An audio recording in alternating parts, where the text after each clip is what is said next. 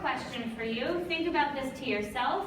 What's your name for God today? And do you think it's any different than the name that you chose yesterday? Remember, all of this is in flux. You can have a different one today than you did yesterday. And you might be thinking, what's up with the exclamation point? I often like spelling it like that, not because I think God, the English word, is some sort of holy word that we can't spell out. In fact, you already know if you were here yesterday that I think it's the exact opposite. But that the exclamation point is kind of like in the middle, like exploding the word into 1,000 pieces. And that if we can kind of expand and explode that word, then there's room for all of the other options inside. So how do you define God? Which is kind of the whole, the whole spiel of this thing, is that we all have different definitions, but on a very basic level, I say, have you ever felt something bigger than yourself? That's God. Everything else is theology, right? Everything else is how you relate to or define that bigger than yourself, right? Do you feel obligated by that bigger than yourself to do things in the world? Do you enter into a covenant with that bigger than yourself? Do you think it's a part of you? Do you think it's separate from you, right? But that's at least how I describe it on a basic level. There's something bigger than you. That's God. I've tried staying away from using the term Jewish culture, and I want to tell you a little bit about why, because there are many Jewish cultures, just like there's Jewish theologies. If I say Jewish culture and you think bagel, we need to expand our ideas of what Jewish culture is, because Jews live all over the world, and Jews come in all sorts of colors and ethnicities and stripes. And I don't think of Judaism as a race or an ethnicity or even a religion. I think of Judaism as a family, Jews as a family, which means we don't have a culture as much as we have an inheritance. And that's why I keep using that word. That's the text and tradition that has been handed down. What different foods Jews eat, the ways different Jews celebrate holidays, those are Jewish cultures, and those are amazing to explore. But the thing that we all have is not bagels or chicken soup, it's inheritance. And that inheritance is full of God. So if we really do want to do a deep dive into the inheritance, we still need to find that name for God that works for us, which is examining and exploring the idea of divine diversity, that God has many names and or job descriptions, however you want to see it, and that there are many ways to look at God, and that those ways change over time, that it's not static, that faith is a continuum, that all of these things change. For kids, everything is amazing, right? They're just getting to know the world for the very first time. Everything is new and exciting. And what's actually really cool, we have a lot to learn from kids about this, because the Siddur, in my mind, is a tool to try to help adults capture that sense of awe and wonder that kids already naturally have.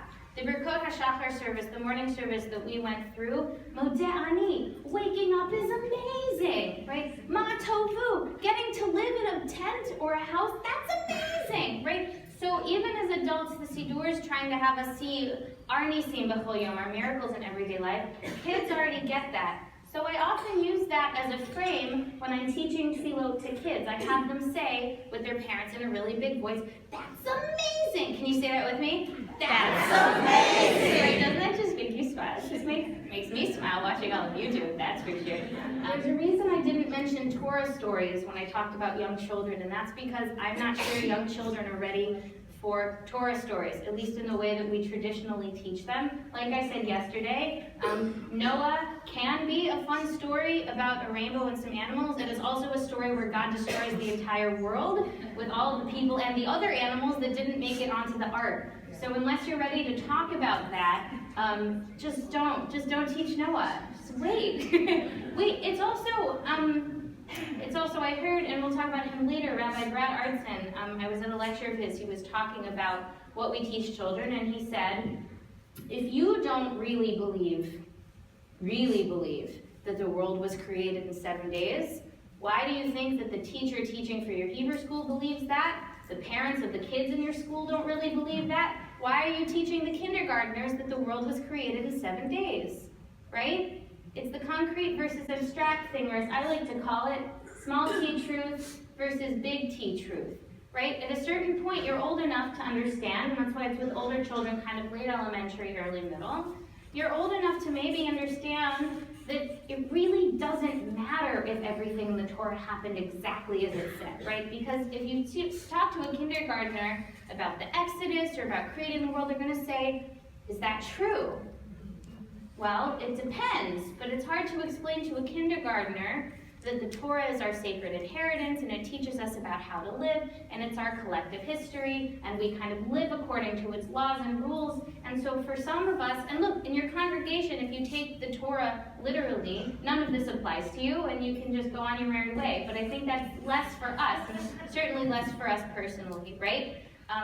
Once kids are older and can begin to discern the difference between small t and big T truth, you can begin to have really serious conversations about Torah. It also opens it up and shows them that Torah isn't pediatric. It's not just a bunch of these little cute little stories. There's a lot of really difficult stuff that happens in Torah, and how do we take that and we make it our big T truth? An activity I like to do also is opening up the Siddur to a random page, having students do that in small groups, and writing down how many names or qualities of God they can find on every single page of the Siddur. And you can find a lot just by opening a random page. Showing them the divine diversity exists within the Siddur. I use Psalms a lot for this, because Psalms express the whole range of human emotions around God. Some Psalms are, God, I love you. Some are, God, I'm angry at you. Some are, God, where are you? Like, how could you leave me this way? They all express those different ranges of emotion. This is a stand up and clap kind of song. If you would like to stand up and clap, it goes like this. When we look and we see things are not what they should be, God's counting on me. God's counting on you. Oh yeah. When we look and we see things are not what they should be, God's counting on me. God's counting on you. Open the wall. Open the wall. Pull through. Open the wall. Pull through. Open the wall. Pull through. Me and you. So just like we talked about yesterday, God is God is beyond all blessing and song, but we do it anyway because we have our human language. But metaphors are great because they help students get into their own theology with something they already understand. So sharing some examples from your own life and then having students create their own. I've gotten a bunch of great ones over the years, such as God is like radio waves all around, but only accessible when I tune in, right? God is like my skis supporting me through the ups and downs of life. God is like a compass guiding me on my path, helping me find my way home. How can we not use the word God but still make a lot of space for the divine and deep spirit? And in that vein, enable spirit. Do things that are tools in your toolbox to help enable spirit, such as singing nigunim. Nigunim are great. It takes very little to be able to jump into them. If you're already singing a nigun while people are coming into services, what a different tone that sets, right? If someone walks into the room and people are already singing, then walking in and schmoozing and getting their siddur and shuffling around, it sets a tone already that, like, this is a place where deep stuff is going to happen. Everywhere.